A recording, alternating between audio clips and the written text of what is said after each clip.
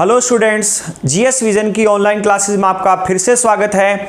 और आज से हम आरंभ करने जा रहे हैं टेक्नोलॉजी के अंदर। तो टेक्नोलॉजी का सिलेबस इससे पहले आपके साथ डिस्कस कर चुका हूं।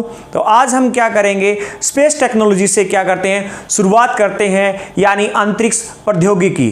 तो अंतरिक्ष प्रौद्योगिकी की शुरुआत करने से पहले हम देखते हैं इसके अंदर हम क्या पढ़ेंगे। अंतरिक्ष प्रौद्योगिकी की शुरुआत करने से पहले हम पढ़ने वाले हैं, डिस्कस करें तो हमारे पास सबसे पहले हम इसके बारे में पढ़ेंगे, इसके अंदर पढ़ेंगे ऑर्बिट्स के बारे में। किसके? ऑर्बिट्स के बारे में, यानी कक्षाओं के बारे में, कि हमारे पास पृथ्वी के चारों ओर कितने प्रकार की कक्षाएं हैं, कक्षा होती क्या है। तो हम यहां पर बात करेंगे सबसे पहले इसके अंदर ऑर्बिट्स के बारे में, यानी कक्षाओं के बारे में। इसके बाद दूसरा पॉइंट जो हमारे पास इसके अंदर हम पढ़ने वाले हैं वो हम पढ़ेंगे इसके अंदर लॉन्च व्हीकल, यानी प्रक्षेपण यान। लॉन्च व्हीकल यानी हम इसके अंदर पढ़ेंगे प्रक्षेपण यान।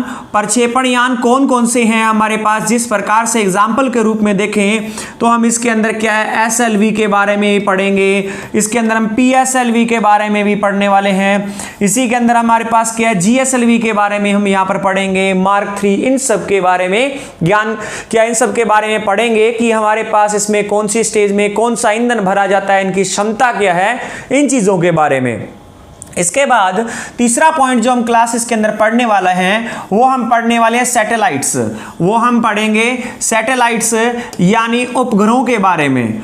उपग्रहों के बारे में पढ़ेंगे हमारे पास तीसरा पॉइंट। उपग्रहों में कौन से किस प्रकार के उपग्रह, जिस प्रकार से हम हमारे पास देखें तो जो उपग्रह है जैसे कि रिमोट सेंसिंग सैटेलाइट्स, और इसी के साथ साथ देखिए दूसरा हमारे पास कम्युनिकेशन सैटेलाइट्स, यानी संचार उपग्रह, इन सब चीजों के बारे में पढ़ने वाले हैं। और यहां साथ के साथ हम एक चीज और पढ़ेंगे क्लास, वो क्या पढ़ने वाले हैं, उपग्रह पढ़ते वक्त देखेंगे कि हमारे पास अभी हाल ही फिलहाल में जो क्या है, जो लास्ट हमारे पास कार्टोसैट 3, रीसैट 2B, R1 जैसे उपग्रह को क्या है लॉन्च किया गया है। तो उनके बारे में भी हम क्या करेंगे, इन्हीं के दौरान भी कौन सा हमारे पास रिमोट सेंसिंग के रूप में काम कर रहा है, कौन सा हमारे पास कम्युनिकेशन के रूप में काम कर रहा है। जीसैट 30 को भी क्या लॉन्च किया गया है।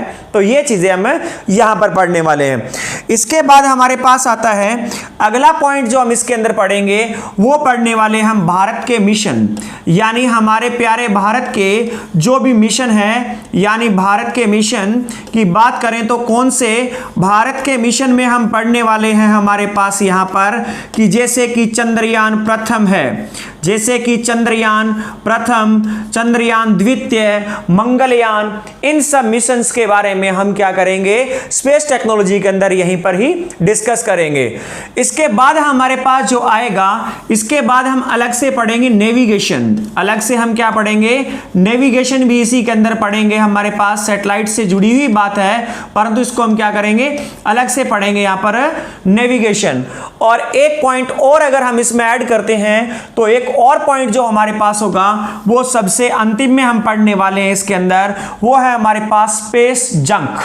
वो है स्पेस जंक, यानी कहने का मतलब है अंतरिक्ष का कचरा। स्पेस जंक और अंतरिक्ष का कचरा, यानी कहने का मतलब जिस प्रकार से हमारे चारों ओर, जिस प्रकार से हमारे चारों ओर नदियों में, नालों में, किसी प्रकार की गलियों के अंदर कचरा होता है, तो उसी प्रकार से स्पेस के अंदर भी कचरा होता है। तो उसके बारे में भी बात करेंगे। और भारत के हाल फिलहाल में किए गए जितने भी हमारे पास लॉन्च किए गए उपग्रह और किए गए मिशन, शक्ति जैसे मिशंस के ऊपर भी हम इसी के अंदर बात करेंगे। तो हम इसके अंदर एक पॉइंट और जोड़ना चाहें तो वो है विविध। तो इससे जुड़ी हुई हम बात करने वाले हैं स्पेस टेक्नोलॉजी में। देखिए फिर से आपको बताता हूं हम क्या करेंगे, ऑर्बिट्स के बारे में बात करेंगे, हमारे पास कक्षाओं के बारे में कितने प्रकार की है, लॉन्च व्हीकल प्रक्षेपण यान कौन कौन से कितने प्रकार के, उनकी क्या क्षमताएं हैं, किस प्रकार के ईंधन का प्रयोग किया जा रहा है, कितना एडवांस वर्जन है। सैटेलाइट्स के बारे में बात करेंगे, चाहे वो हमारे पास रिमोट सेंसिंग सैटेलाइट है, चाहे वो कम्युनिकेशन सैटेलाइट्स है। भारत के मिशन चंद्रयान प्रथम, द्वितीय और मंगलयान जैसे मिशन के बारे में हम यही बात करने वाले हैं। और तो और देखा जाए नेविगेशन के बारे में, जिस प्रकार से हम बात करते हैं जीपीएस हो गया, आरपीएस हो गया, यानी ग्लोबल पोजिशनिंग हमारे पास विश्व स्तर की सेवा प्रदान करने वाला जिस प्रकार से जीपीएस है यानी ग्लोबल पोजिशनिंग सर्विसेज है, और आरपीएस की बात की जाए तो रीजनल पोजिशनिंग सर्विस है, इनके बारे में हमारे भारत का आईआरएनएस का क्या योगदान है, नाविक क्या है, इन सब चीजों को हमारे पास नेविगेशन में पढ़ने वाले हैं। और इसके बाद हम जो पढ़ने वाले हैं वो पढ़ने वाले हैं स्पेस जंक यानी अंतरिक्ष में जमा हुआ कचरा, और इसको कम करने के लिए कौन कौन से देश किस किस प्रकार के कार्य कर रहे हैं, किस प्रकार की योजनाएं बना रहे हैं, और इसमें इसरो का कितना बड़ा योगदान है, या इसरो ने स्पेस जंक को कम करने के लिए क्या किया। इन सब चीजों को हम पढ़ने वाले हैं स्पेस टेक्नोलॉजी के अंदर यानी अंतरिक्ष प्रौद्योगिकी के अंदर। तो चलिए सबसे पहले हम स्टार्ट करते हैं अपने पास किससे, हम स्टार्ट करते हैं कक्षाओं से। अगर बात की जाए तो एक्चुअल में देखा जाए क्लास, वास्तव में अगर हम देखें तो कक्षाएं है क्या, ऑर्बिट्स क्या है, तो मैं इसकी परिभाषा बताऊं आप लोगों को। तो ऑर्बिट्स की सीधी सी परिभाषा है कि यह है हमारी पृथ्वी, यह है हमारी पृथ्वी, और इसके चारों ओर, इसके चारों ओर इसकी सतह से दूर, इसके चारों ओर इसकी सतह से दूर आभासी मार्ग, इसके चारों ओर इसकी सतह से दूर बने हुए वो आभासी मार्ग जिनके अंदर से क्या होते हैं, या जिनसे होकर के, या जिन रास्तों में क्या होते हैं, उपग्रह चलते हैं, वो हमारे पास क्या कहलाता है, वो कहलाता है कक्षा या कक्ष, या उसे ही क्या कहते हैं, ऑर्बिट कहते हैं। फिर से अगर मैं इसको एक्सप्लेन करूं तो सुनिए कि ये है हमारी प्यारी धरती यानी हमारी अर्थ है ये, और इसके चारों ओर, इसकी सतह से ऊपर इसके चारों ओर बने हुए ऐसे आभासी मार्ग, इसके चारों ओर ऐसे बने हुए आभासी मार्ग जिनमें से क्या होते हैं, उपग्रह जिनमें गति करते रहते हैं, पृथ्वी के चारों ओर घूमते रहते हैं, तो वो हमारे पास क्या कहलाती है, कक्षाएं कहलाती है। उसे क्या कहा जाएगा, कक्ष। तो जो ये व्हाइट कलर का बना रखा है ये हमारे पास कक्षा का एक उदाहरण है। चलिए और देखते हैं हमारे पास, अगर कक्षा की परिभाषा ये है या ऑर्बिट की परिभाषा ये है, यानी हमारे पास वर्चुअल पाथ ऐसा जिसके अंदर कौन मूव करता है, जिसके अंदर सैटेलाइट्स मूव करते हैं, it is called a orbit. ये क्या कहलाता है, कक्ष कहलाता है। अब अगर हम देखें तो देखिए क्लास, मेनली मुख्यतः क्या है, तीन ही प्रकार के कक्ष होते हैं। मुख्यतः देखा जाए हमारे पास पृथ्वी के रिस्पेक्ट में तीन ही प्रकार के कक्ष होते हैं। लो अर्थ ऑर्बिट इसे कहते हैं। दूसरा हमारे पास क्या है, ये है लो अर्थ ऑर्बिट। एक होता है हमारे पास MEO यानी मिडल अर्थ ऑर्बिट, और तीसरा हमारे पास होता है HEO हायर अर्थ ऑर्बिट या हाईली अर्थ ऑर्बिट हमारे पास। तो मुख्यतः तीन ही प्रकार के क्या होते हैं, कक्ष होते हैं पृथ्वी के। तो अगर इन्हें देखा जाए तो हमारे पास ऊंचाई के आधार पर, अगर इन्हें देखें तो ऊंचाई के आधार पर या एल्टीट्यूड के आधार पर या हमारे पास हाइट के आधार पर देखा जाए, तो ऊंचाई के आधार पर देखा जाए तो हमारे पास क्या है, तीन प्रकार की कक्षाएं होती है। LEO मतलब लोअर अर्थ ऑर्बिट या लो अर्थ ऑर्बिट। दूसरा हमारे पास है MEO, दूसरा हमारे पास यहां पर है MEO हमारे पास क्या है, मिड अर्थ ऑर्बिट या क्या होता है, middle earth orbit, middle earth orbit. और तीसरा है हमारे पास HEO, तो हायर अर्थ ऑर्बिट या हाईली अर्थ ऑर्बिट या हाई अर्थ ऑर्बिट। तो बच्चों मैं एक बात बताना चाहता हूं कि तीन ही प्रकार के ऑर्बिट होते हैं। अब किसी के मन में आएगा, सर हमने पोलर ऑर्बिट भी नाम सुना है, सर हमने जियो सिंक्रोनस भी सुना है, सर हमने जियो स्टेशनरी भी सुना है, सर हमने सन सिंक्रोनस भी सुना है, सर हमने ट्रांसफर ऑर्बिट भी सुना है, सर हमने पार्किंग ऑर्बिट भी सुना है। इतने सुने हैं तो आप तो तीन ही बता रहे हैं। बिल्कुल सही, तीन ही प्रकार के क्या होते हैं, ऑर्बिट। ये हमारे पास ऊंचाई के आधार पर है। तो अगर ऊंचाई के आधार पर देखे जाएं तो ऑर्बिट्स कितने प्रकार के होते हैं, तीन प्रकार के होते हैं। एक होता है हमारे पास लो अर्थ ऑर्बिट यानी lower earth orbit LEO, middle earth orbit यानी MEO हमारे पास, और HEO मतलब क्या है, हायर अर्थ ऑर्बिट। तीन प्रकार के अर्थ के ऊपर क्या होते हैं, ऑर्बिट होते हैं। ये हमारे पास ऊंचाई के आधार पर 3 ही प्रकार के हैं। अब जो हमने सुने हैं दूसरे ऑर्बिट्स, तो वो इसके सब पार्ट कह सकते हैं या वो on the basis of angle के आधार पर भी कह सकते हैं। तो वो चीजें हैं हमारे पास पर्टिकुलर किसी चीज के लिए। अब देखो जो अर्थ है हमारी, जो हमारी पृथ्वी है, इसके चारों ओर कहीं भी किसी भी प्रकार से अगर देखा जाए तो ये हमारे पास ऑर्बिट इसके ऊपर अवेलेबल होंगे। चाहे आपको इस प्रकार से देखें, चाहे पोल के ऊपर से देखें, चाहे हमारे पास इस एंगल से देखें या इस एंगल से। कहने का मतलब हम बचपन में शक्तिमान देखा करते थे, तो शक्तिमान में नहीं देखते थे इस प्रकार से एक बार यहां से एक गोला जा रहा है, एक गोला उसके यहां से जा रहा है, एक गोला यहां से जा रहा है, एक कमर के पास से जा रहा है। Same as it is earth के ऊपर भी ऑर्बिट इसी प्रकार से होते हैं। तो 1 बाय 1 हम सब पे क्या करते हैं, बात करते हैं और ये भी देखते हैं कि किस पे किस बात का ध्यान रखना है। इस चीज को देखें तो सबसे पहले हम उठाते हैं यहां पे हमारे पास LEO, यानी हमारे पास लोअर अर्थ ऑर्बिट की बात करें तो देखिए क्लास, सबसे पहले हम इसकी बात करते हैं रेंज की, कि ये हमारे पास कहां से कहां तक होता है।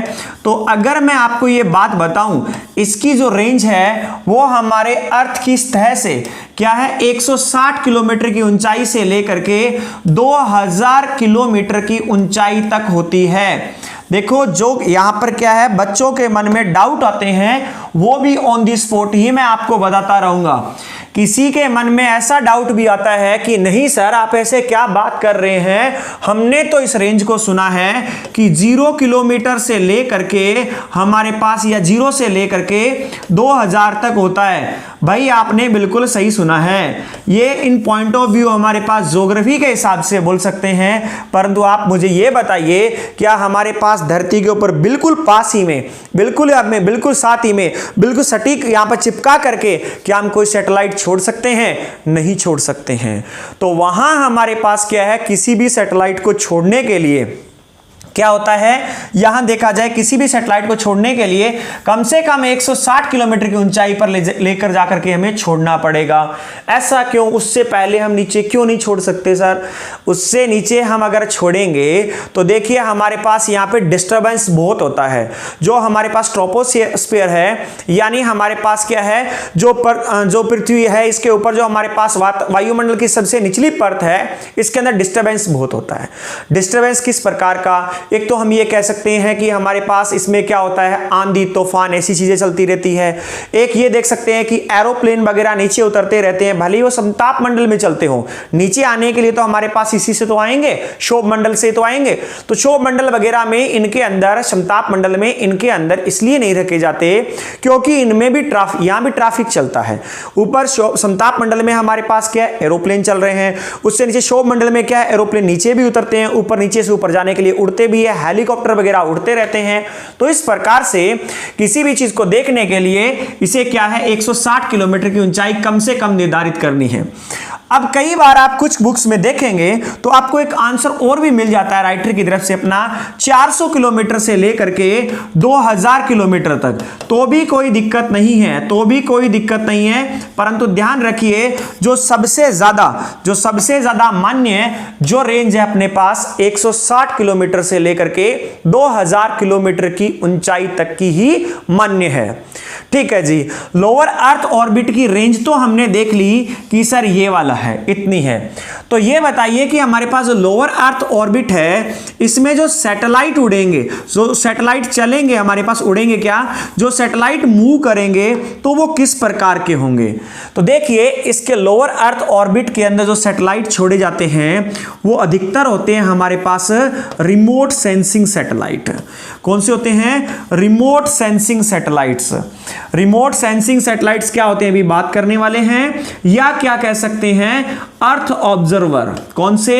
अर्थ ऑब्जर्वर सैटेलाइट्स। अर्थ ऑब्जर्वर सैटेलाइट्स कहने का मतलब ऐसे सैटेलाइट्स जो हमारे पृथ्वी का अध्ययन करे, ऑब्जर्व करे, ऊपर से देखे क्या चल रहा है और क्या नहीं चल रहा है, कहां पर कौन सी चीज है और कहां पर कौन सी नहीं है। आप ही लोगों ने कुछ दिन ही पहले क्या है देखा होगा कि आज तक ने तो धुएं ही उठा रखे थे इस बात के लिए कि हमारे पास क्या है कि भारत और चीन का युद्ध होने वाला है। 5 फिंगर्स, वो फिंगर्स बता रखे थे 8 फिंगर्स, उसके अंदर कहते थे सैटेलाइट से फोटो लाई गई है, सैटेलाइट से फोटो लाई गई है, देखिए यहां है इनकी आर्मी, अंजना ओम का सुबह से शाम तक दम लगा करके।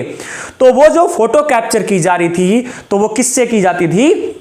अर्थ ऑब्जर्वर सैटेलाइट्स। तो वो कहां होते हैं? अब देखो भाई एक बात बताओ, सिद्धि और सापसी 3 ऑर्बिट है, लोअर अर्थ ऑर्बिट है, मिडिल अर्थ ऑर्बिट है, हायर अर्थ ऑर्बिट है। अगर किसी की फोटो खींचनी है तो पास से अच्छी खींची जाएगी या क्या करें उनसे 2-3 किलोमीटर 20 किलोमीटर दूर जाकर खींचे तब खींची जाएगी। फोटो वगैरह लेनी है तो पास से ली जाती है। किसी को ऑब्जर्व किया जाता है कि वो आदमी कैसा है तो हम लोग क्या करते हैं उसके आसपास ही घूमते रहते हैं। किसी को क्या खुफिया एजेंट बना दिया आप में से। इस लड़के के साथ में ना एक्चुअल में यह है कि यार मैंने अपनी लड़की की शादी कर दी तो इसके देख इसको कैसा है, तो उसके पास रह के ऑब्जर्व कर रहा है। तो इसी प्रकार से अर्थ ऑब्जर्व सैटेलाइट्स होते हैं ये क्या होते हैं? इसी एलईओ के अंदर रखे जाते हैं। अब अर्थ ऑब्जर्वर सैटेलाइट्स कौन से हैं तो बात करने वाले हैं। अर्थ ऑब्जर्वर सैटेलाइट से मतलब है अगर हम इसको देखें तो इस प्रकार से बांट सकते हैं 2 प्रकार से। कैसे? एक तो हमारे पास क्या होता है अर्थ को ऑब्जर्व करना मतलब खुफिया कामों के लिए देखने का काम करना, या क्या हमारे पास है समझ लो जैसे कि हमारे पास क्या जासूस के रूप में काम करने वाले सैटेलाइट्स। जासूस के रूप में कैसे? देखिए अगर हम देखें हाल फिलहाल ही अगर हम बात करें थोड़े ही समय पुरानी लॉकडाउन से पहले की बात है कि भारत ने कार्टोसैट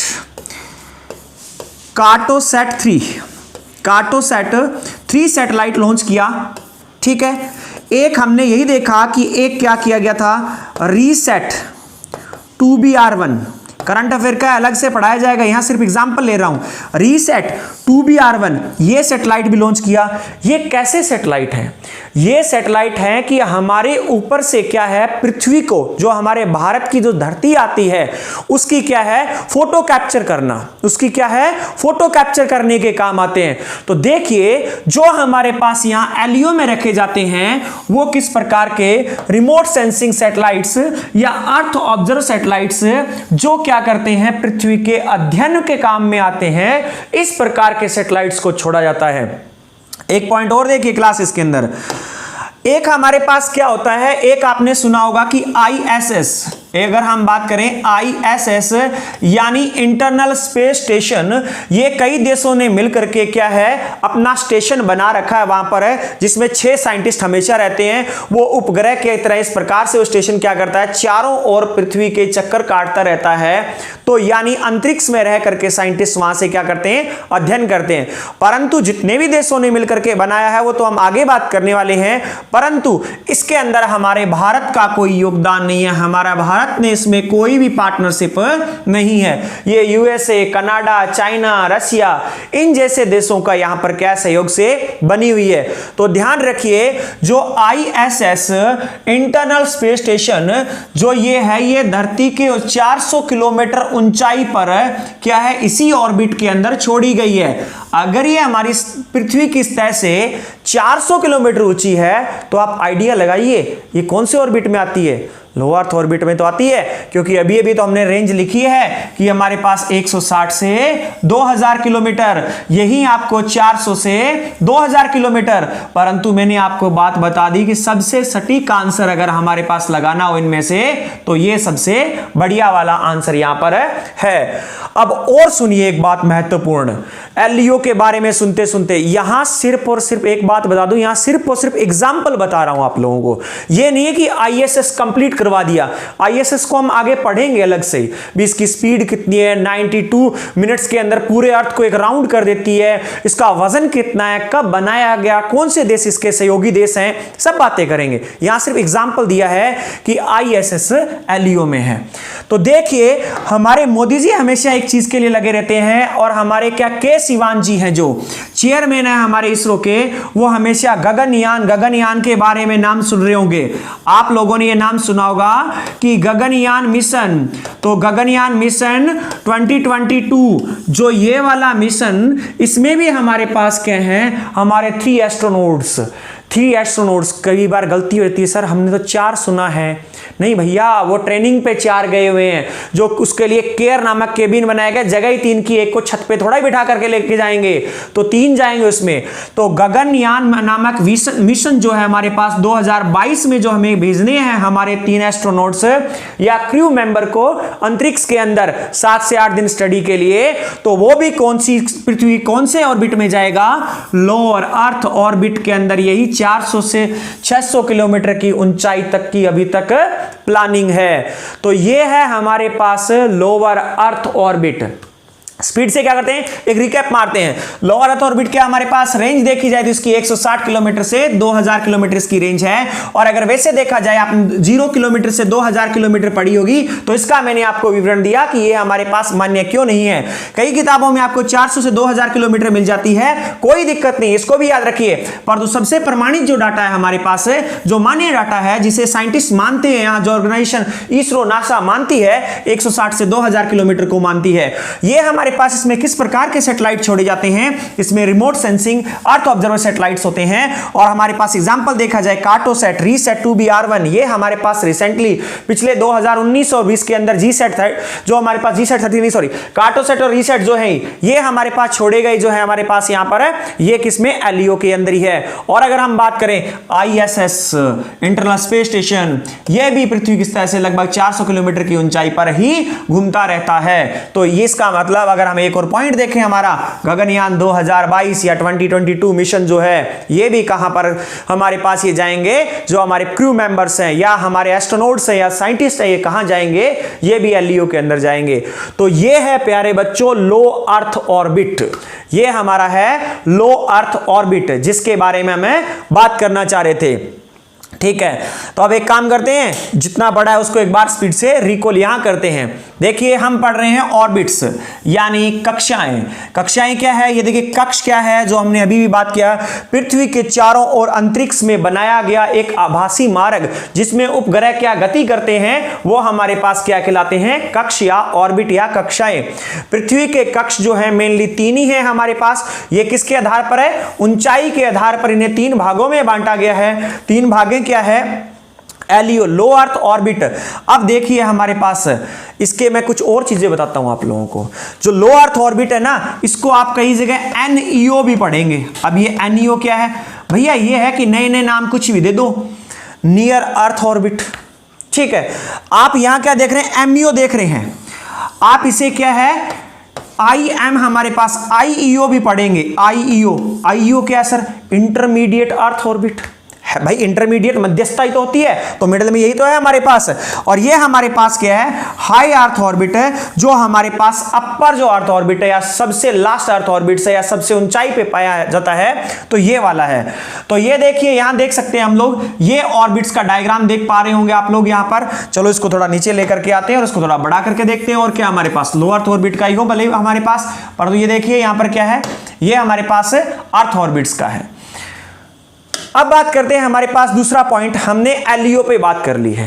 नेक्स्ट पॉइंट हमारे पास कौन सा ऑर्बिट है? हमारे पास एलईओ यहां पर आने वाला है। एलईओ के बारे में पूरा का पूरा पढ़ा है। ये देखिए हमारे पास एलईओ क्या है?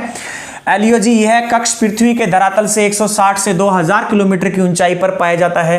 ज्यादातर रिमोट सेंसिंग व अर्थ ऑब्जर्वर सैटेलाइट छोड़े जाते हैं, जैसे कि कार्टोसैट 3 है, रीसैट 2BR1 है, आईएसएस है, ये चीजें।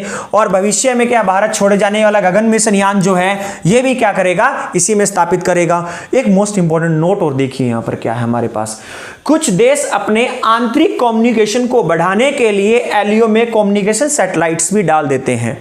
तो ये देखिए हम पढ़ते हैं कि कम्युनिकेशन सैटेलाइट्स हायर लेवल पे होते हैं, परंतु कुछ ऑर्गेनाइजेशन होती है जो क्या है? काफी ज्यादा एफ्लुएंट टाइप की होती है कंट्रीज के अंदर, तो वो अपने पर्सनल, जैसे अगर हम यूएसए चाइना जैसों को देखें, तो वो अपने क्या है एलईओ के अंदर भी उसे डाल देते हैं। अब हमारे पास आता है, ये देखिए ये है एलईओ एमईओ, तीनों का डायग्राम हम देख सकते हैं। ये क्या है? अर्थ ऑर्बिट्स ही है, जिनके बारे में अब तक हमने बात की है। ये है हमारे पास एमईओ। तो एमईओ को पहले क्या पढ़ते, चलिए देखिए एमईओ क्या है। अब हम बात कर ही चुके हैं कि हमारे पास MEO क्या है, मिडल अर्थ ऑर्बिट, या इसे क्या बोला जा सकता है, IEO, इंटरमीडिएट अर्थ ऑर्बिट भी इसी का ही नाम है। तो दूसरे नामों से घबराएं न, और न ही इससे हमें चिंता करने की कोई जरूरत है। तो जैसे उसको पढ़ा वैसे इसको पढ़ते हैं क्लास। सबसे पहले हमारे पास क्या है, रेंज। अगर रेंज की बात की जाए तो प्यारे बच्चों, इसकी ऊंचाई हमारे पास अगर है तो 8000 से 20000 किलोमीटर की जो ऊंचाई है पृथ्वी से, उसे क्या कहा जाता है, उसे कहा जाता है हमारे पास MEO। परंतु एक बात बताता हूं, इमीडिएट 10 लोगों ने, 5 लोगों ने, 7 लोगों ने ये सोच लिया और गलत पढ़ा दिया, गलत पढ़ा दिया। पता है क्या सोच लिया, अरे सर गलत बताता है ये आदमी, तो ये क्या है 2000 किलोमीटर से वो सोच रहे हैं कि हमारे पास ये 36000 किलोमीटर की है। भैया मैंने गलत नहीं बताई ये बात। देखो क्या होता है, ये अगर आप इस चीज को पढ़ते हैं ना, ये मैंने 20000 लिख दिया है, ये हमारे पास क्या है 2000 से, किसी ने ये सोचा कि 2000 से 36000 है। ये आप in respect point of view हमारे पास क्या ज्योग्राफिक रिस्पेक्ट में पढ़ रहे हैं, कहलाता है ये। परंतु हमें टेक्नोलॉजी में बात कर रहे हैं उन ऑर्बिट्स की। देखिए जो नासा है या जितनी भी हमारे पास स्पेस ऑर्गेनाइजेशन, जितनी भी अलग अलग कंट्रीज की है, उन्होंने एक चीज डिसाइड कर रखी है, जो इनके बीच में जो अंतर है ना, 2000 से लेकर के 8000 वाला और 20000 से लेकर के 35000 वाला, वो भविष्य के लिए सेफ रख रखा है। तो जो साइंस बोलती है या ऑर्गेनाइजेशन जो बोलती है 8000 से 20000 की किलोमीटर की ऊंचाई वाला हमारे पास MEO यही अलाउ है। वरना क्या है, दूसरे देश 2000, 2500 इस पे छोड़ते रहेंगे तो इतना ज्यादा गंद फैल जाएगा, इतनी ज्यादा गंदगी या इतना ज्यादा स्पेस जंक हो जाएगा, फालतू का ही कोई रास्ता ही नहीं रहेगा किसी चीज के लिए। तो इसलिए इन चीजों को निर्धारित किया गया है। तो आप इस चीज में मत फंसिए कि हमने किताब में 2000 से 36000 पढ़ा है, 8000 से लेकर के 20000 किलोमीटर की ऊंचाई है। ये शायद आपको कॉन्सेप्ट क्लियर हो गया होगा। कई बार जो डाउट रहते हैं ना, वो मैं on the spot he clear करता जा रहा हूं। फिर भी अगर आपको कोई डाउट है नीचे कॉमेंट करके, परंतु रिस्पेक्ट के साथ कॉमेंट करके आप पूछ सकते हैं, पूरा तसल्ली के साथ जवाब दिया जाएगा आप लोगों को उसका। अगर हमने ये बात तो कर ली कि MEO की रेंज ये है, तो भाई MEO में हम क्या काम करें। तो देखिए MEO के अंदर अधिकतर क्या है हमारे पास, यूनिवर्स स्टडी के लिए अगर बात की जाए तो यूनिवर्स स्टडी के लिए यानी ब्रह्मांड के अध्ययन के लिए इसके अंदर क्या होते हैं, सैटेलाइट्स छोड़े जाते हैं। परंतु इतना कहना गलत होगा सिर्फ इस बात पर कि हमारे पास पृथ्वी और हमारे पास ब्रह्मांड के अध्ययन के लिए सैटेलाइट छोड़े जाते हैं, इतना कहना गलत होगा।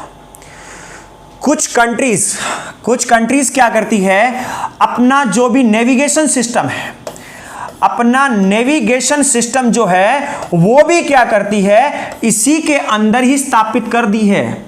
हाँ जी, ये जरूरी नहीं है कि नेविगेशन सिस्टम हमारे पास HEO में ही होगा। अगर भारत का HEO में है तो ये नहीं कि हर किसी का HEO में ही होगा, नहीं। देखिए सबसे प्रसिद्ध जिसके बारे में बात करते हैं, GPS अपने पास किसका, USA का, अमेरिका का GPS। अगर हम बात करें ग्लोनास, रसिया का ग्लोनास। तो ये वाले जितने भी नेविगेशन सैटेलाइट्स या नेविगेशन सिस्टम जो इन्होंने अपने डेवलप कर रखे हैं, तो इनको MEO के अंदर रख रखा है।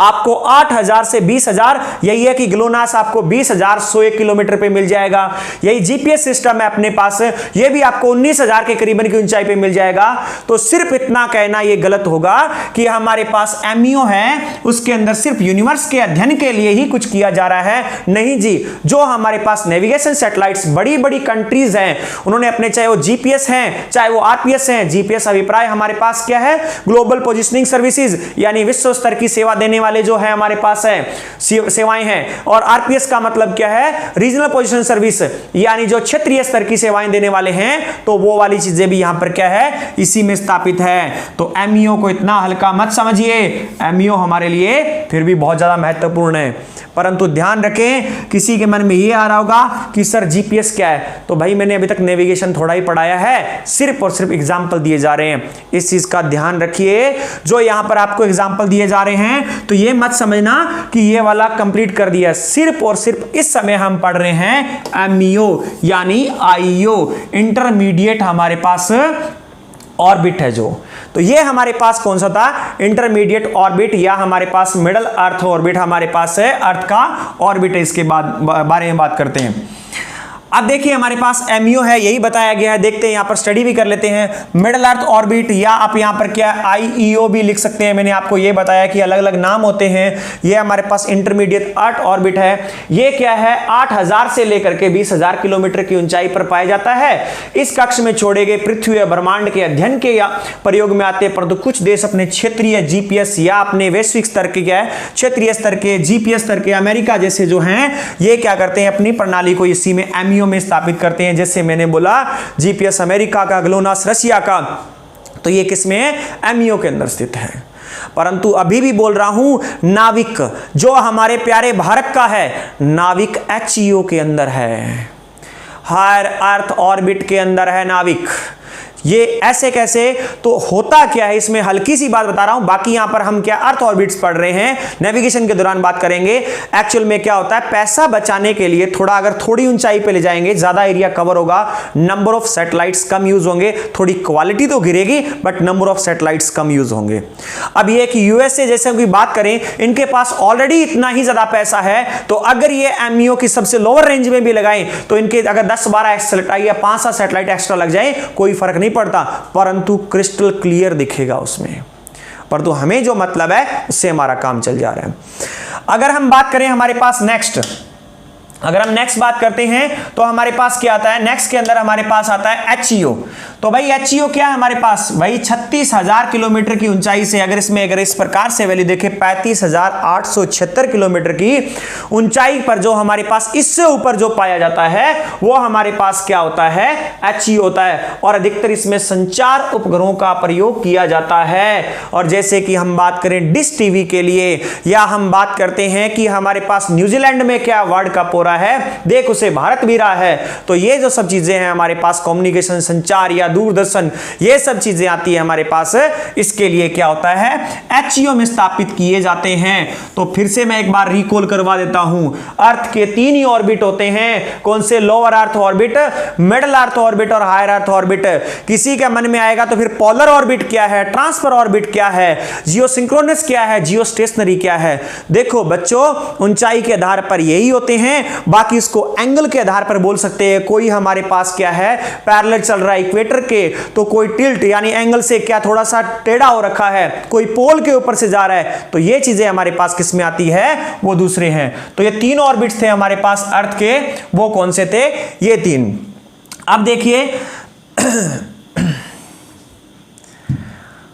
अब हम बात करते हैं आगे हमारे पास क्या है, आगे हमारे पास बात करते हैं जो है, एमईओ कर लिया, एचईओ कर लिया, आगे हम पढ़ने वाले हैं इसके अंदर हमारे पास जो है पार्किंग ऑर्बिट। एक नाम सुना होगा, पार्किंग ऑर्बिट। किताबों में इतनी आसानी से हर किसी किताब में नहीं मिलता है। मैं नहीं कहता कि किसी भी किताब में नहीं मिलता है, ये अपने आप में क्या होगा, अपने आप को सर्वोत्तम कहलाने वाली बातें होगी, जो कि किताबी सत्य नहीं है।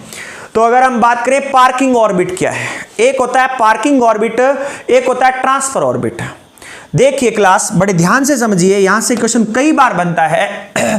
यह है अपनी प्यारी धरती, और इस प्यारी धरती से क्या किया गया, एक सैटेलाइट लॉन्च किया गया, प्रक्षेपण यान इसके साथ में छिपा हुआ है, यानी लॉन्च व्हीकल से। जब यह प्रक्षेपित करने के बाद, जब किसी सैटेलाइट को लॉन्च व्हीकल प्रक्षेपण यान के द्वारा प्रक्षेपित करने के बाद, सबसे पहले जिस ऑर्बिट में थोड़े समय के लिए रुकता है, वो पार्किंग ऑर्बिट कहलाता है। इसको ऐसे याद ना करें, इसको ऐसे याद करें। अगर हम गाड़ी लेके कहीं जा रहे हैं, तो गाड़ी को खड़ी करेंगे तो कहां करेंगे, रोड पे। हाँ ऐसा हो सकता ना, परंतु नहीं, हम अगर रियल में अगर एक अच्छे नागरिक होने के बातें सीरियस हमारे पास अगर काम करना चाहिए, तो पार्किंग ढूंढेंगे और पार्किंग में थोड़े समय के लिए खड़ी करेंगे। तो बस यही बात है। जब क्या होता है, कोई भी हमारे पास उपग्रह को, जब किसी भी उपग्रह को जब अर्थ से प्रक्षेपित किया जाता है, यह प्रक्षेपण यान लेकर के जाता है, और जब सबसे पहले जाकर के कुछ समय के लिए, लिटिल टाइम के लिए जिस ऑर्बिट में वो रुकता है, तो वो ऑर्बिट कहलाता है हमारे पास पार्किंग ऑर्बिट। ये कहलाता है पार्किंग ऑर्बिट। इसकी कोई ऐसी पर्टिकुलर ऊंचाई डिसाइड नहीं है, कोई बोल दे कि 300 किलोमीटर पर, 400 किलोमीटर पर, ऐसा नहीं है। डिपेंड करता है कि किस प्रकार के सैटेलाइट है हमारे पास और उसे किस प्रकार के ऑर्बिट में छोड़ना है, ये चीजें वहां पर काफी महत्व रखती है। तो हमने यहां देखा पार्किंग ऑर्बिट। तो एक बार थोड़ा सा बढ़िया सा डायग्राम बना करके दो चीज एक साथ कराता हूं, एक आपको पार्किंग ऑर्बिट, एक ट्रांसफर ऑर्बिट। तो पहले हम दोनों ही नाम लिख लेते हैं कि पार्किंग ऑर्बिट क्या है और ट्रांसफर ऑर्बिट क्या है। दो नए ऑर्बिट पढ़ने जा रहे हैं हम लोग, एक पार्किंग ऑर्बिट और एक है हमारे पास ट्रांसफर ऑर्बिट क्लास। दोनों क्या है देखते हैं। तो इसके लिए हमारी प्यारी धरती बनानी पड़ेगी, हमने ये बना दी हमारी प्यारी अर्थ। और अब इसे स्टेप टू स्टेप समझते जाना। अब इसे समझते जाइए step to step. Step to step क्या है, जब भी कोई भी प्रक्षेपित यान के द्वारा कोई भी उपग्रह को प्रक्षेपित किया जाता है, यानी पृथ्वी की सतह से किसी भी उपग्रह को जो क्या है लॉन्च व्हीकल के द्वारा जब लॉन्च किया जाता है और वह सबसे पहले जिस ऑर्बिट में जाकर के ट्रांसफर ऑर्बिट में जाने के लिए रुकता है शॉर्ट टाइम के लिए, उस ऑर्बिट को कहते हैं पार्किंग ऑर्बिट। फिर से रिपीट कर देता हूं बात, बार बार रिपीट करूंगा जब तक बात समझ नहीं आएगी। प्रक्षेपित होने के बाद प्रक्षेपण यान ट्रांसफर ऑर्बिट में घुसने से, एक बार ट्रांसफर ऑर्बिट भूल जाओ, प्रक्षेपित होने के बाद प्रक्षेपण यान जिस ऑर्बिट में सबसे पहले थोड़े से समय के लिए रुकता है उसे पार्किंग ऑर्बिट कहते हैं। यह है पार्किंग ऑर्बिट। इसके बाद ट्रांसफर ऑर्बिट क्या है, अब इस पार्किंग ऑर्बिट के बाद ये क्या है ट्रांसफर ऑर्बिट में प्रवेश करने लगा। ऐसा नहीं है कि एकदम से सीधा आपके मन किया, जैसे घरों में हम क्या करते हैं दिवालियों में इस्तबाजी छोड़ते हैं, ठीक है, वैसे छोड़ दिया रॉकेट। नहीं, कभी भी जाएगा तो इसे हायर ऑर्बिट में जाने के लिए कई बार तो आपने ऐसा सुना होगा पृथ्वी के चारों ओर महीने महीने तक चक्कर काटते रहते हैं ये लॉन्च व्हीकल और यान जो होते हैं। इतना ध्यान रखिए, मैं नहीं कहता कि हर कोई ही इस प्रकार से क्यों काटते रहते हैं, बात करते हैं। यह था अपने पास पार्किंग ऑर्बिट। पार्किंग ऑर्बिट के बाद ये क्या है, इस प्रकार से क्या करेगा, पृथ्वी के चारों ओर चक्कर काटता रहेगा। पर तो ध्यान दीजिए, एक साइड फिक्स है, दूसरी साइड में ये आगे बढ़ता जा रहा है और इस प्रकार से बढ़ करके जो हमारे पास ऊपर हायर जियो सिंक्रोनस वगैरह होगा, जहां सैटेलाइट को छोड़ना होगा वहां सैटेलाइट को फेंक देगा, छोड़ देगा और यहां सैटेलाइट घूमना शुरू कर देगा। पूरी स्टोरी को सुनना, दोबारा से स्टोरी सुननी बहुत जरूरी है वरना कंफ्यूजन हो जाएगी। अर्थ से जब भी कोई भी पहली बार कोई भी हमारे पास लॉन्च व्हीकल छोड़ा जा रहा है, जब सबसे पहले जिस ऑर्बिट में जाकर के थोड़े समय के लिए रुकता है, किसके लिए, ट्रांसफर ऑर्बिट में जाने के लिए। सर ट्रांसफर ऑर्बिट क्या है? ट्रांसफर ऑर्बिट किसी ऑर्बिट का नाम नहीं है, एक टर्म है ये, ठीक है, ये किसी ऑर्बिट का नाम नहीं है। ट्रांसफर, अब कह दो पैसे ट्रांसफर कर दो, पैसे तो हमें पता है क्या चीज है, मनी, ठीक है, पैसे ट्रांसफर भी हमें पता है एक जगह से दूसरे स्थान पर ले जाना। तो हमें यही तो है ना कि हमें पास की मनी को एक जगह से दूसरे स्थान पर।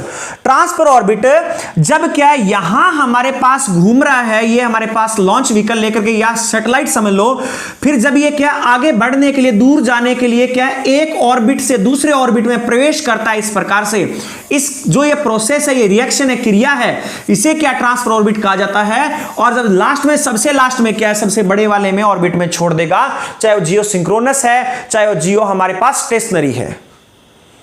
तो सर ये ऐसा काम करता क्यों है? तो ये भी सुन लो कि ये ट्रांसफर ऑर्बिट में इस प्रकार से घुमाने की जरूरत क्या है सर हमें, तो उस बात का भी जवाब सुनिए। कभी भी क्या है, ऐसा नहीं है कि मन किया ये सैटेलाइट फेंक दिया और चल दिया।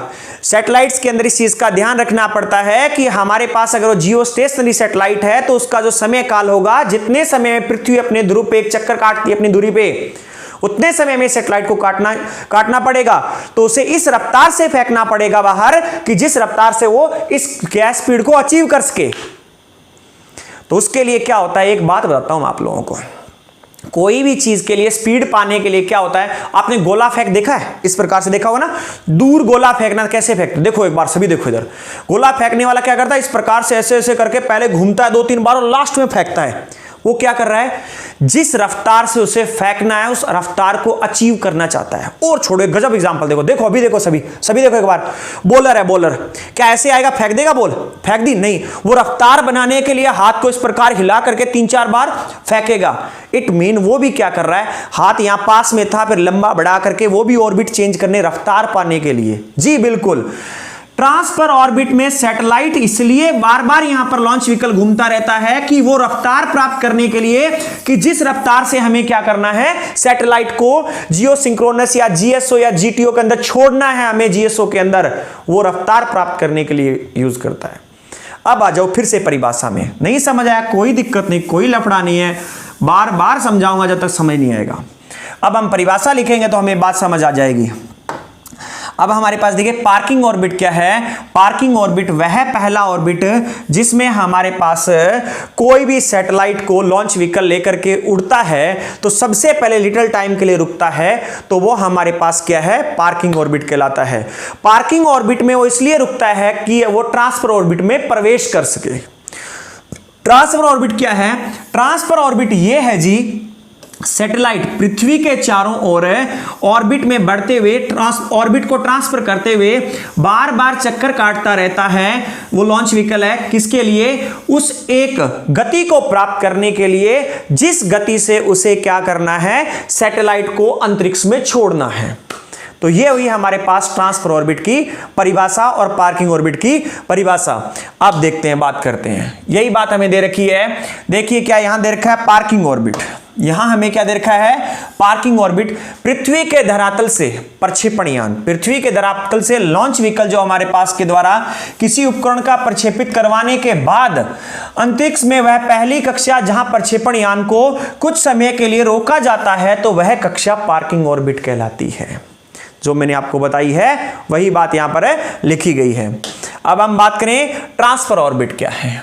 ये देखिए हमारे पास ट्रांसफर ऑर्बिट। इस कक्षा में प्रक्षेपण यान अपनी आवश्यक गति को प्राप्त करने के लिए पृथ्वी के चारों ओर चक्कर लगाता है तथा उस गति को प्राप्त कर लेता है जिस गति के द्वारा उसे जीएसओ से अभिप्राय यहां पर है जियो स्टेशनरी या जियो सिंक्रोनस ऑर्बिट्स के अंदर 36,000 वाले के अंदर है, उसे क्या करना, प्रवेश कर सके और उपग्रह के प्रक्षेपित कर सके। यानी जीएसओ में उपग्रह को ट्रांसफर ऑर्बिट से ही ट्रांसफर किया जाता है। मोस्ट इंपॉर्टेंट बात, तो कभी भी ये बोले कि जीएसओ में उपग्रह को प्रक्षेपित करने के लिए किस ऑर्बिट के बाद किस ऑर्बिट से प्रक्षेपित किया जाता है, ट्रांसफर ऑर्बिट से। ट्रांसफर ऑर्बिट क्लास कोई एक पर्टिकुलर ऑर्बिट नहीं है, जैसे हमने एलईओ, एमईओ, पोलर, जियो सिंक्रोनस, जियो स्टेशनरी सुन रहे हैं। ये हमारे पास ट्रांसफर ऑर्बिट यानी ऑर्बिट को ट्रांसफर करना, इस प्रकार से ये क्रिया है। ये क्या है, क्रिया, एक रिएक्शन है। तो ये हमारे पास क्या हुआ, ट्रांसफर ऑर्बिट और पार्किंग ऑर्बिट हो चुका है। अब अगर हम बात करें हमारे पास, तो हमारे पास क्या है, पोलर ऑर्बिट आता है। इसके बाद हमारे पास क्या आता है, एक पोलर ऑर्बिट, एक आता है हमारे पास पोलर ऑर्बिट। तो पोलर ऑर्बिट से क्या अभिप्राय है, देखिए पोलर ऑर्बिट से क्या अभिप्राय है, बढ़िया सा मार्क कर लेते हैं। पोलर ऑर्बिट से क्या अभिप्राय है, पोलर ऑर्बिट से अभिप्राय ये है हमारी धरती, ये है हमारी धरती। और जो पोलर ऑर्बिट, पोल देखिए नॉर्थ एंड साउथ, दो पोल है हमारे पास। तो यानी इन पोल के ऊपर से बन रहा, जो क्या इन पोल के ऊपर से ऑर्बिट गुजरता हो, वो कौन सा ऑर्बिट कहलाता है, वो कहलाता है पोलर ऑर्बिट। वो क्या कहलाता है, पोलर ऑर्बिट। जो इन पोल्स के ऊपर से गुजरता है वो क्या कहलाता है, पोलर ऑर्बिट्स। तो ये क्या है, यहां पर है पोलर ऑर्बिट है। देखिए क्लास, ये क्या है, पोलर ऑर्बिट है। यानी पृथ्वी के उत्तरी और दक्षिणी ध्रुव के ऊपर जो बना हुआ पृथ्वी का एक ऑर्बिट, एक कक्षा है, वो पोलर ऑर्बिट कहलाती है। और इसका सबसे महत्वपूर्ण बिंदु सुनिए क्या है। अब ये सर एक तो नया नाम आ गया, नहीं अब इसको सुनो तो सही पहले, कि पोलर ऑर्बिट, ये हमारे पास क्या है, पोलर ऑर्बिट की बात की जा रही है। तो ये हमारे पास इसे एलईओ भी कह सकते हैं। एलईओ कैसे कहते हैं, आपने पोलर ऑर्बिट बोला है तो सुनो तो सही। जो है हमारे पास पोलर ऑर्बिट में जो भी सैटेलाइट छोड़ेंगे उसकी ऊंचाई होगी हमारे पास 160 किलोमीटर से लेकर के 2000 वाली रेंज पे। तो इसे क्या बोलते हैं भाई, इसमें जो सैटेलाइट छोड़ा जाएगा ना वो 2000 से कम ऊंचाई वाले या 2000 की ऊंचाई वाले छोड़े जाएंगे। तो भाई एलईओ है तो ये वही एलईओ ही। लोअर अर्थ ऑर्बिट ऊंचाई के हिसाब से देखें तो लोअर अर्थ ऑर्बिट ही है हमारे पास, परंतु बस इसका क्या हमारे पास एंगल चेंज हो रखा है। कैसे? ये पोल्स के ऊपर से घूम रहा है इसलिए पोलर ऑर्बिट बोल दिया। इक्वेटर के ऊपर से घूम रहा है, चाहे उसे जियोस्टेशनरी बोलो या आप इक्वेटर ऑर्बिट बोलो, आपको कोई रोक नहीं सकता उसको। इक्वेटोरियल ऑर्बिट बोल सकते हैं आप उसे, ये नहीं कि नहीं बोल सकते, बोल सकते हैं भाई, इक्वेटोरियल ऑर्बिट बोल सकते हैं आप उसे। ठीक है, इस चीज का ध्यान रखिए। तो पोलर ऑर्बिट जो होता है ये हमारे पास एलईओ में ही होता है। क्यों? क्योंकि इसके अंदर जो भी सैटेलाइट्स होते हैं वो 160 किलोमीटर से 2000 किलोमीटर की ऊंचाई में स्थापित किए जाते हैं। अब और सुनिए पोलर ऑर्बिट की स्टोरी। जो पोलर ऑर्बिट है इसे आपने एक नाम और सुना होगा, इसे सन सिंक्रोनस ऑर्बिट भी कहते हैं। इसे सन सिंक्रोनस ऑर्बिट भी कहते हैं।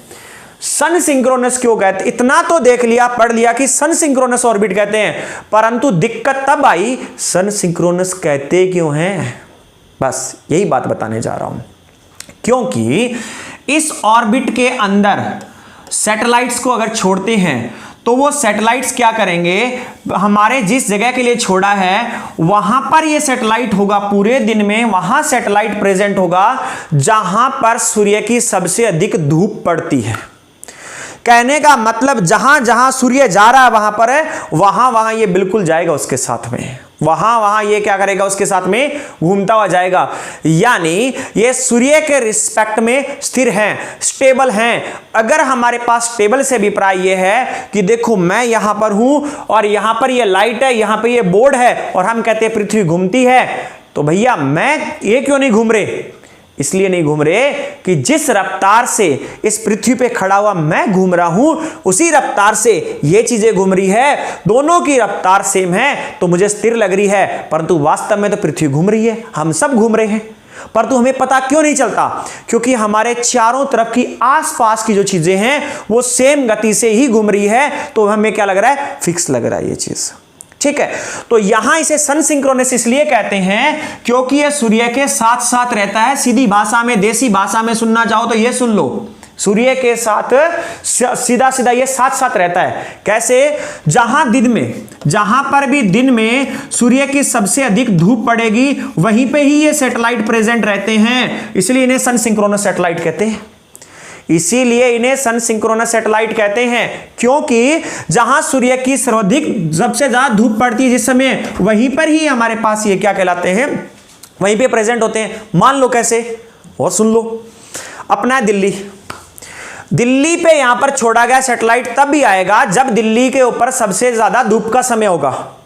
अब बात मान लो अपना देहरादून, मान लो दिल्ली में आ गया 12:30 पे, और कोई देहरादून में मान लो हमारे सूर्य सबसे अधिक धूप देता है 1:40 पे दे रहा है।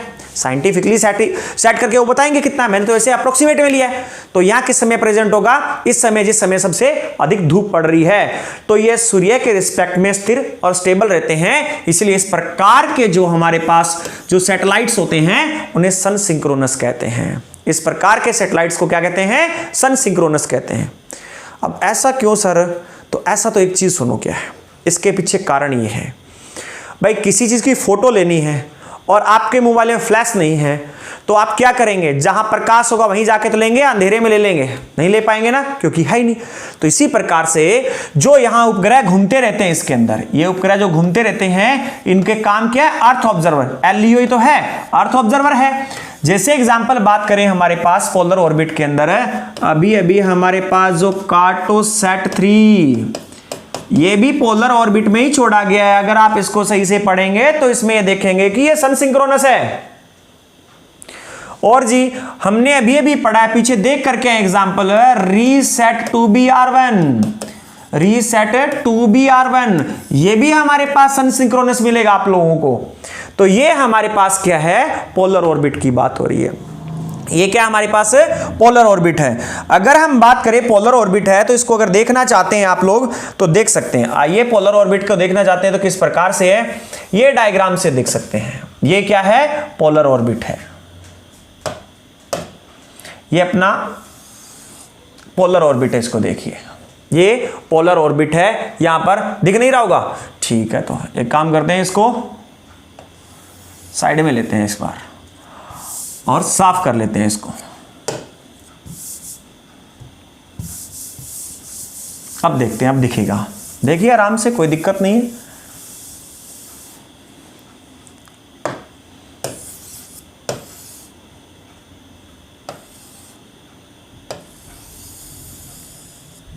ये वाला है अपना पोलर ऑर्बिट, ठीक है, पोल के ऊपर से गुजर रहा है जो।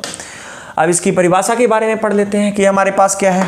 तो देखिए हमारे पास यहां पर क्या है, पोलर ऑर्बिट, यह कक्ष पृथ्वी के उत्तरी और दक्षिणी ध्रुव के ऊपर से गुजरता है, पोल्स के ऊपर से गुजरता है, इसीलिए इसे क्या कहते हैं, पोलर ऑर्बिट्स कहते हैं। इस कक्षा में छोड़े जाने वाले उपग्रह एलईओ में ही स्थापित किए जाते हैं, अभी तो बात की एलईओ में स्थापित, ठीक है। इस कक्षा को सन सिंक्रोनस भी कहते हैं। क्यों कहते हैं सन सिंक्रोनस, अभी हम समझ के आए हैं। इस कक्षा में स्थापित किए गए उपग्रह सूर्य के सापेक्ष गति करते हैं, यानी विद रिस्पेक्ट ऑफ, अगर देखा जाए हमारे पास सन, तो यहां पर आपको स्टेबल नजर आएंगे सूर्य से, परंतु वहां जाए कौन देखने के लिए, सूर्य पे, यानी उस स्थान पर होंगे जहां सूर्य का प्रकाश सर्वाधिक पड़ता है। और इस प्रकार के उपग्रह अधिकतर क्या, रिमोट सेंसिंग उपग्रह होते हैं। और यही हमने बात पढ़ी कार्टोसैट 3, रीसैट 2BR1, हाइसिस, ये हमारे पास ये क्या इसके एग्जांपल है। ये सारे के सारे हमारे पास क्या हैं, पोलर ऑर्बिट्स हैं।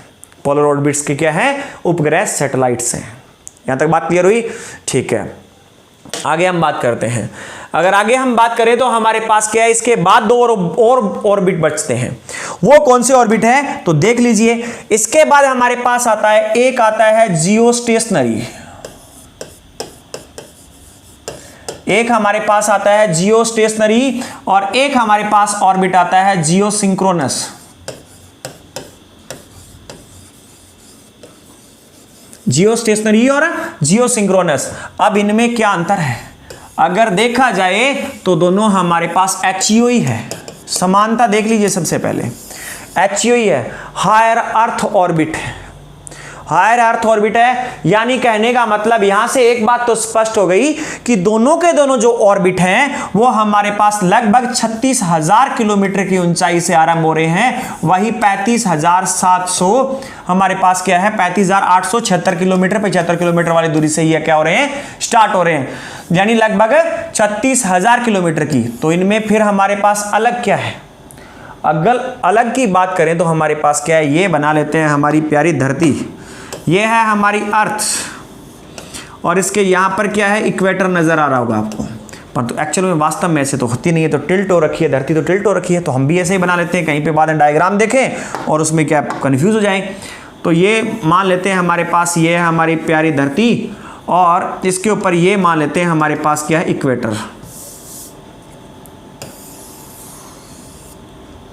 ऐसे ही समझो पहले आप, क्यों समझो, क्योंकि बहुत सारे लोग कंफ्यूज हो जाएंगे टिल्ट वाले एंगल पे। ये हमारी धरती और ये हमारे पास इक्वेटर यानी विषुवत रेखा है। तो इस विषुवत रेखा के समांतर में, यानी इसके पैरेलल में एक जो 36,000 किलोमीटर, लगभग 36,000 किलोमीटर की ऊंचाई पर जो बना हुआ है ऑर्बिट, वो ऑर्बिट हमारे पास कहलाता है जियोस्टेशनरी। वो ऑर्बिट हमारे पास कहलाता है जियोस्टेशनरी ऑर्बिट कहलाता है। और वहीं इसी के साथ हमारे पास यहां से, अगर ये हमारे पास है, और अगर हम बात करें इसी इक्वेटर से थोड़ा सा एक एंगल में, एक कोण के अंदर है, इस प्रकार से हमारे पास क्या है बना हुआ जो ये कक्षा है, तो ये कहलाती है हमारे पास जियोसिंक्रोनस। जियोसिंक्रोनस यानी इक्वेटर यानी विषुवत रेखा के समांतर जो हमारे पास कक्षा बनी हुई है वो तो हमारे पास जियोस्टेशनरी कहलाती है। वही 36,000 किलोमीटर की ऊंचाई पर, उसी ऊंचाई के ऊपर अगर हम बात करें तो हमारे पास विषुवत रेखा से एक कोण के ऊपर, जो झुके हुए कोण के ऊपर अगर हमारे पास जो ऑर्बिट बना है ये जियोसिंक्रोनस, ये ऐसे नहीं, चाहे आप इसको ऐसे भी बना लीजिए तब भी अपने पास यही है, और इस व्हाइट वाले को भी ऐसे देख सकते हैं। और साथ साथ अभी हम देख के आए थे तीसरा ऑर्बिट जो बना चुके हैं, कर चुके हैं, परंतु उसको एक बार फिर से यहां और बना लेते हैं, जो पोल के ऊपर से गुजरता है, ये हमारे पास क्या कहलाता है, पोलर ऑर्बिट। ये क्या है हमारे पास, पोलर ऑर्बिट। पोलर ऑर्बिट तो किसमें था, एलईओ के अंदर है, और ये हमारे पास दोनों किसमें, एचईओ के अंदर। अब भाई एक मैं आपको एग्जांपल और देता हूँ। हम लोग शक्तिमान देखा करते थे ना, तो शक्तिमान में इस प्रकार से वो गोले से नहीं बन के आते थे, बस वो ऑर्बिट है। शक्तिमान को मानो धरती और ऑर्बिट से उसके चारों तरफ से गोले बन के आते थे, शक्तिमान कर करके वो आता था। तो उसके अंदर जो चारों तरफ से चल रहे थे वो क्या है, वो ऑर्बिट से हैं। वो क्या होते हैं, ऑर्बिट मान लो एक टाइम के लिए, सीधी भाषा में माने तो हम लोग ये है। अब ये दोनों ही अगर 36,000 किलोमीटर की ऊंचाई पर हैं तो इनमें फिर अंतर क्या है भाई, बहुत अंतर है, अंतर बहुत है। समानता क्या है, समानता ये है, अगर सबसे पहले हम समानता की बात करें दोनों में, तो दोनों के दोनों एचईओ में स्थित हैं और दोनों के दोनों 36,000 किलोमीटर वाली ऊंचाई पर हैं। तो एक चीज और सुन लीजिए, दोनों का एक चक्कर लगाने का समय लगभग 24 घंटे जो है दोनों का इक्वल है, पृथ्वी की चाल के बराबर ही घूमते हैं। ये तो इनकी होगी समानता। तो इनमें अंतर क्या है जी, अगर इनमें अंतर देखें तो नंबर एक, अगर हमारे पास हम बात करें जियो स्टेशनरी की, तो जियो स्टेशनरी तो हमारे पास विषुवत रेखा के समांतर घूम रहा है, उसके पैरेलल में चक्कर काट रहा है, और वहीं उससे थोड़ा सा एंगल ऊपर करके एक एंगल के अंदर हमारे पास क्या है, अगर देखा जाए तो कौन सा है, उस एंगल के अंदर हमारे पास जियो सिंक्रोनस घूम रहा है। ये जियो सिंक्रोनस हमारे पास है कक्ष।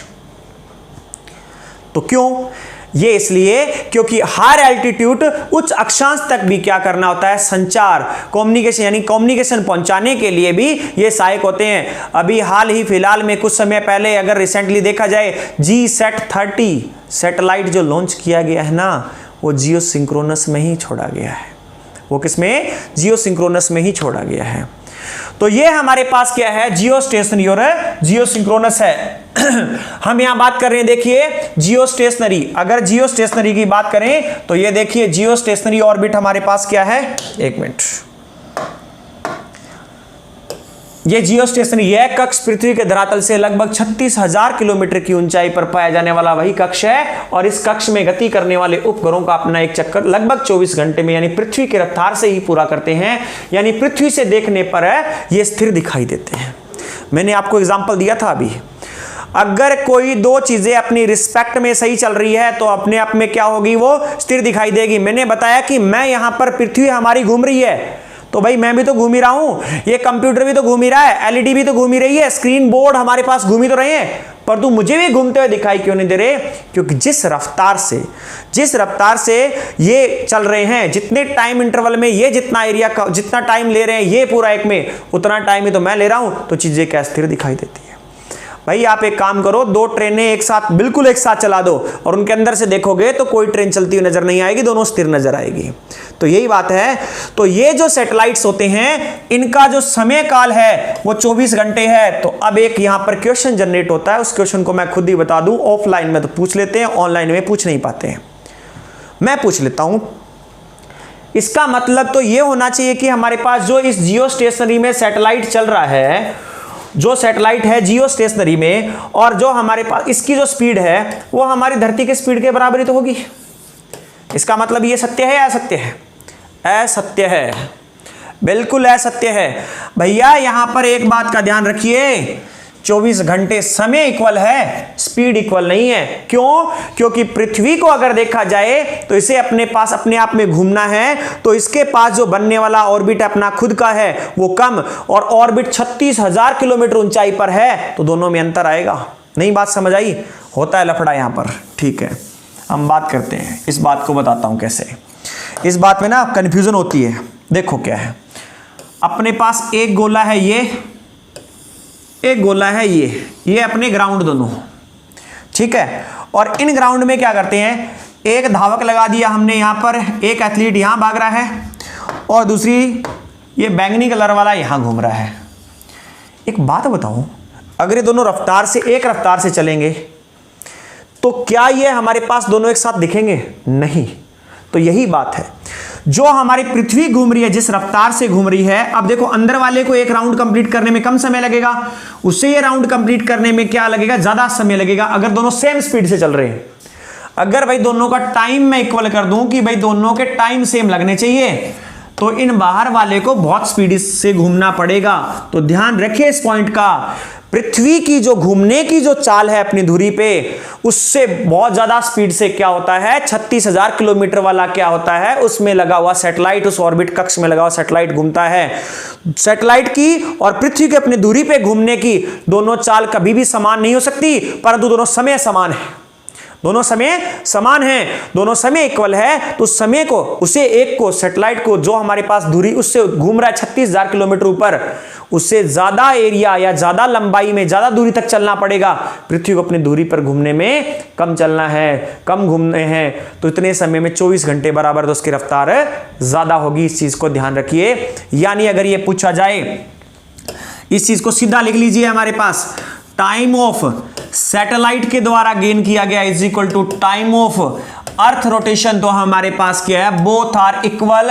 ये 100% राइट है, ये बात तो सत्य है, परंतु एक बात गलत है कि स्पीड ऑफ, हमारे पास स्पीड ऑफ सैटेलाइट अगर इक्वल्स टू स्पीड ऑफ हमारे पास अर्थ अगर बोल दे विद रिस्पेक्ट टू उसकी क्या हमारे पास एक्सिस पे, तो ये गलत है। क्यों इसलिए गलत है भाई, उससे ज्यादा उससे इतना क्षेत्र कवर करना पड़ेगा, इतनी दूरी पे चलना पड़ेगा, और पृथ्वी के लिए इतना है तो उसे अपनी रफ्तार बढ़ानी पड़ेगी। तो यहां से एक बात स्पष्ट होती है कि जो भी सैटेलाइट्स ऑर्बिट्स में होते हैं, अगर उन्हें पृथ्वी की स्पीड से, पृथ्वी के साथ में स्थिर रहना, टाइम मैच करना है, तो उनकी स्पीड ज्यादा करनी पड़ेगी। तो यहां से कंक्लूजन ये निकला, स्पीड ऑफ सैटेलाइट्स कौन से, जो सैटेलाइट्स जीएसओ में होते हैं, GSO stands for Jio stationery orbit या जियो सिंक्रोनस ऑर्बिट, ग्रेटर देन हमारे पास क्या है, स्पीड ऑफ अर्थ, परंतु कौन सी, उसकी धुरी पे घूमने की स्पीड से। तो इस चीज का ध्यान रखिए। ये हमारे पास जियो स्टेशनरी पढ़ लिया हमने। जियो सिंक्रोनस की बात करें तो जियो सिंक्रोनस देखिए, जो बातें हमने की वही वाली है हमारे पास जियो सिंक्रोनस। ये क्या है, कक्ष पैराबोलिक है जो समांतर ना होकर के एक एंगल पे घूमकर लगा हुआ है, पृथ्वी के धरातल से 36,000 लगभग 36,000 किलोमीटर की ऊंचाई पर पाया जाता है। परंतु ये कक्ष विषुवत रेखा के, विषुवत लिखना ना भी इसको, ठीक है, यह विषुवत रेखा के समांतर न होकर के उसके कुछ डिग्री के कोण पर झुका होता है, और ताकि उच्च अक्षांशों पर संचार स्थापित किया जा सके। सैटेलाइट मैंने आपको एग्जांपल दिया, GSAT-30 भारतीय सैटेलाइट छोड़ा गया है। तो ये हमारे पास क्या थे, अर्थ ऑर्बिट्स थे। ठीक है क्लास, यानी हमारे पास ऑर्बिट्स, जो स्पेस टेक्नोलॉजी के सिलेबस के दौरान हमने जो पढ़ा है कि हम सबसे पहले ऑर्बिट्स कक्षाएं पढ़ेंगे, तो आज हमने जितनी इसमें होने वाली कक्षाएं थी उनको संपन्न कर लिया है, यानी वो उनको हमने पढ़ लिया है। तो आपने अच्छे अच्छे फेयर नोट्स बनाइए। फेयर नोट्स कैसे, वीडियो को पॉज कीजिए, इन चीजों को लिखिए, और अगर आपके मन में ये वहम है कि सर ने पढ़ा दिया यही इतना ही है, तो गलत बात। आप जिस लेवल की तैयारी कर रहे हैं उसमें आपको हमेशा करंट अफेयर से जुड़कर रहना पड़ेगा, इस चीज का ध्यान रखिए। तो यहां पर आज हमारी यहां पे क्लास क्या होती है, आरंभ होती है। नेक्स्ट क्लास में हम क्या करते हैं, लॉन्च व्हीकल के साथ मिलेंगे। धन्यवाद।